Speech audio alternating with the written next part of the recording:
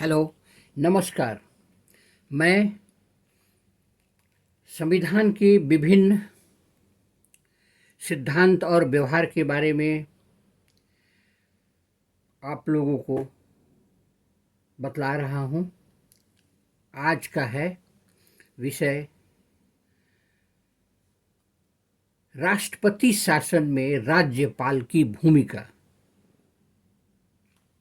सुनिए, राज्यपाल की भूमिका केंद्र और राज्यों के संबंध के बीच में हमेशा ही विवाद विषय रही है। राज्यपाल निर्वाचित पदाधिकारी नहीं होता। अधिकतर राज्यपाल सेवानिवृत्त सैन्य अधिकारी, लोक सेवक या राजनीतिज्ञ हुए हैं।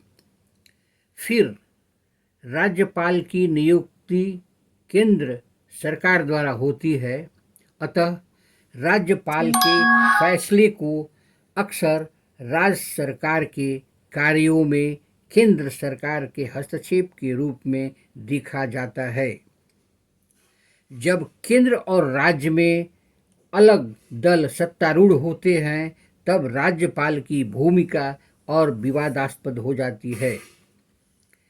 केंद्र राज्य संबंधों से जुड़े मामलों की पड़ताल के लिए केंद्र सरकार द्वारा 1983 ईस्वी में एक आयोग बनाया।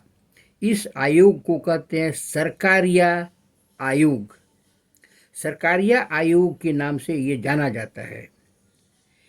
इस आयोग ने 1998 में अपनी रिपोर्ट में सिफारिश की थी कि राज्यपाल की नियुक्ति अनिवार्य तथा निष्पक्ष होकर की जानी चाहिए। एक और कारण से राज्यपालों की शक्ति और भूमिका विवादास्पद हो जाती है। संविधान के सर्वाधिक विवादास्पद प्रावधानों में एक अनुच्छेद 356 है। इसके द्वारा राज्यों में राष्ट्रपति शासन लागू किया जाता है। इस प्रावधान को किसी राज्य में तब लागू करते हैं जब ऐसी स्थिति उत्पन्न हो गई कि उस राज्य का शासन इस संविधान के उपबंधों के अनुसार नहीं चलाया जा सकता। परिणाम स्वरूप संघीय सरकार राज्य सरकार का अधिग्रहण कर लेती है। इस विषय पर राष्ट्रपति द्वारा जारी उद्घोषणा को संसद की स्वीकृति प्राप्त करना जरूरी है। राष्ट्रपति शासन को अधिकतम 3 वर्ष तक बढ़ाया जा सकता है। राज्यपाल को यह अधिकार है कि वह राज्य को या राज्य सरकार को बर्खास्त करने तथा राज्य विधानसभा को निलंबित या विघटित करने की अनुशंसा कर सके।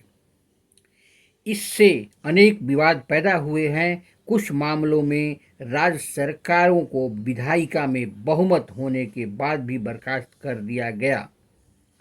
1959 में केरल में, 1967 के बाद अनेक राज्यों में बहुमत की परीक्षा के बिना सरकारों को बर्खास्त कर दिया गया। कुछ मामले उच्चतम न्यायालय में गए तथा सर्वोच्च न्यायालय में फैसले दिया कि राष्ट्रपति शासन लागू करने की निर्णय की संवैधानिक ताकि जांच पड़ताल न्यायालय कर सकता है। 1967 तक अनुच्छेद 356 का अत्यंत सीमित प्रयोग किया गया।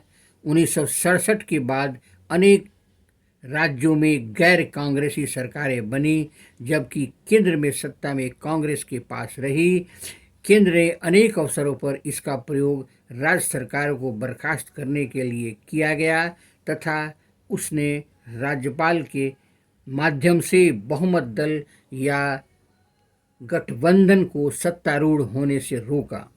उदाहरण के लिए सन 1980 के दशक में केंद्र सरकार ने आंध्र प्रदेश और जम्मू कश्मीर को निर्वाचित सरकारों को बर्खास्त कर दिया था। धन्यवाद। आप मेरे चैनल को लाइक करें, सब्सक्राइब करें। ये था आपको राष्ट्रपति शासन और राज्यपाल की भूमिका। धन्यवाद।